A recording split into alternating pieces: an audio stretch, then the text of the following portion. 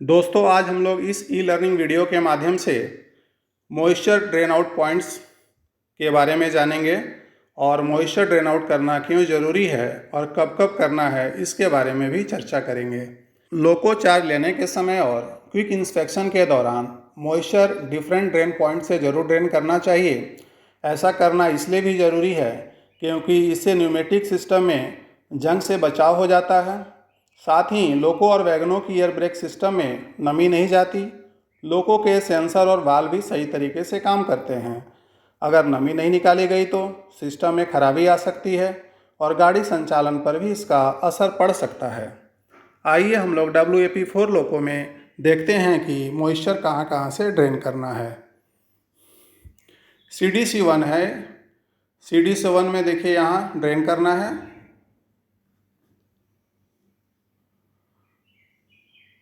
इसके बगल में ऑटो ड्रेन वाल्व लगा हुआ है। यह ऑटोमेटिक मॉइस्चर ड्रेन करता है। यह काम करे तो भी आपको मॉइस्चर ड्रेन करना चाहिए। इसी के देखिए बगल में MR1 का टैंक है और इसके लेफ्ट साइड में MR2 का टैंक है। तो ये देखिए दोनों टैंक को एक पाइपलाइन से जोड़ दिया गया है, अर्थात एक ही मॉइस्चर ड्रेन कॉक से दोनों MR के मॉइस्चर को ड्रेन कर सकते हैं। तो मॉइस्चर ड्रेन करने के बाद फिर इसके कॉक को नॉर्मल पोजीशन में पैरेलल टू पाइपलाइन कर देना है। इस प्रकार हम लोग यहाँ CDC1, MR1, MR2 के मॉइस्चर को ड्रेन किए।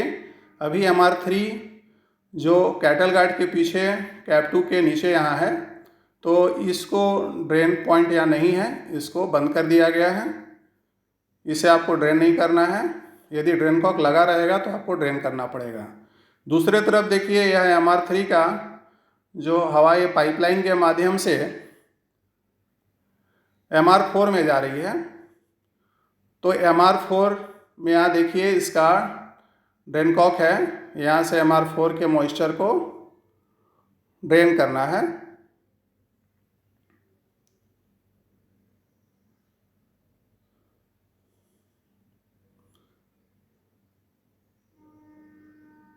इसके बगल में ही MR5 है। WAP4 लोको में यहाँ देखिए 5 MR होते हैं, WG7 में 4 होते हैं। तो ये MR5 का ड्रेन कॉक को देखिए यहाँ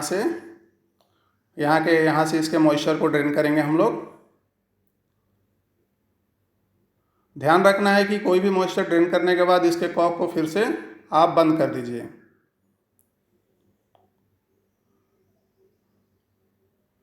इसी के बाएं तरफ में ये centrifugal dirt collector number 2 CDC2 है।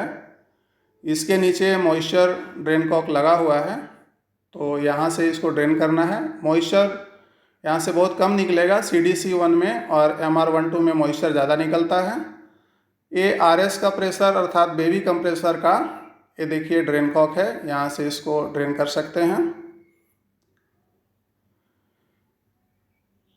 इसी के देखिए नीचे CR और एक CR है कंट्रोल रिजर्वायर, इसका ड्रेन कॉक नीचे है। और इसी के पाले जो दिख रहा है वह ऑयल सेपरेटर है। ये CR का नीचे ड्रेन कॉक है, ये ऑयल सेपरेटर का नीचे ड्रेन कॉक लगा हुआ है जिसको ड्रेन करना है। अब अभी हम लोग 3 फेज लोको में देखते हैं कि मॉइस्चर कहाँ कहाँ ड्रेन करना है। तो E70 का न्यूमेटिक पैनल है। यहाँ देखिए बेबी कंप्रेसर है। बेबी कंप्रेसर से एक पाइपलाइन जा रही है, तो इसी को देखिए आगे यहाँ पे एक ड्रेन कॉक लगा हुआ है, बेबी कंप्रेसर का ड्रेन कॉक है। तो इससे इसको ड्रेन करना है। नॉर्मल पोजीशन इसका पैरेलल टू पाइपलाइन होता है, और इसको आप देख सकते हैं कि यहाँ से नमी निकल रही है नीचे। ये AR है ऑक्सिलरी रिजर्वायर, इसका ये नीचे ड्रेन कॉक है, यहाँ से इसको ड्रेन करना है। और ड्रेन करने के बाद फिर से इसको पुराने अवस्था में रख देना है। ये MR2 है, इसी के बगल में होता है AR के बगल में। दूसरे तरफ MR2 के नीचे भी एक ड्रेन कॉक है, यहाँ से आप इसका मॉइस्चर ड्रेन कर सकते हैं। यहाँ देखिए इसका मॉइस्चर को ड्रेन किया गया।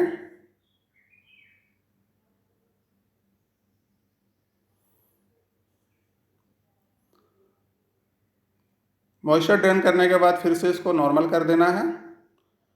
इसके बाद देखिए हम लोग MR1 के पास आते हैं। MR1 के नीचे भी इसका एक ड्रेन कॉक है, तो इससे हम लोग मॉइस्चर यहाँ से ड्रेन कर सकते हैं।